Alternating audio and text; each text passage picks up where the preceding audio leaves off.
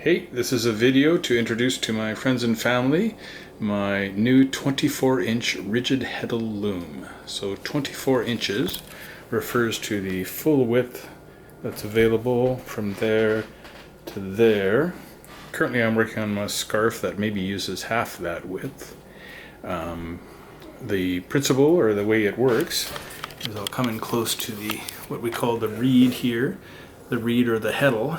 If you can see, there is alternating a full slot that runs the length, and then there's actually a tiny slot every second one that only has a small little bit.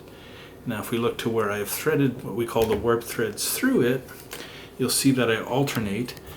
Every first thread goes through the slot, giving it up and down movement. Every second thread goes through the narrow hole, giving it only a tiny range of movement. It's held.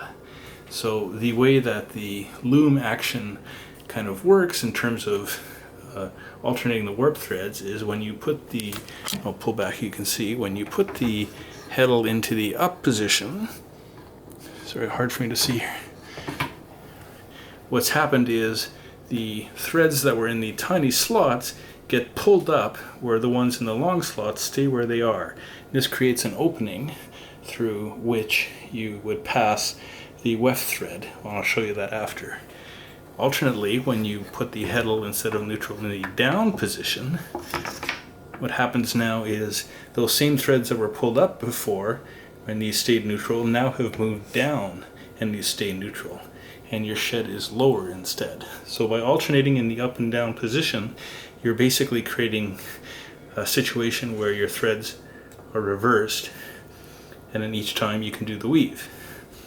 Which I'll show in a second. The other things to note are, in the front is like a take-up roller, so as you weave more fabric you can roll it onto the roller, and on the back is the back roller has all your warp threads, so as you loosen this and tighten this, and that makes you have your weave, and you can have very long lengths.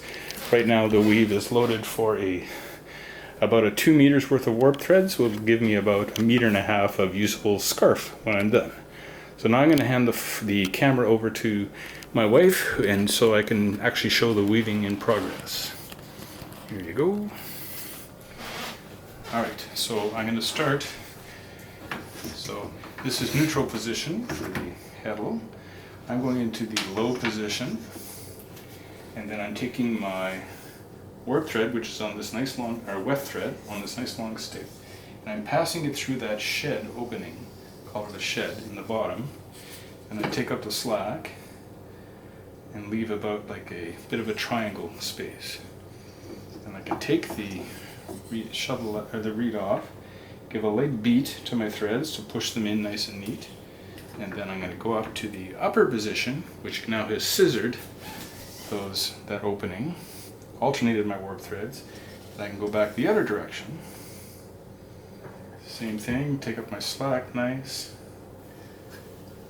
beat, and I go back to my lower position, which reverses the warp threads, feed through, take up the slack, do my beat, and I go into the up position again, and you just repeat this over and over again, and that's how you make length.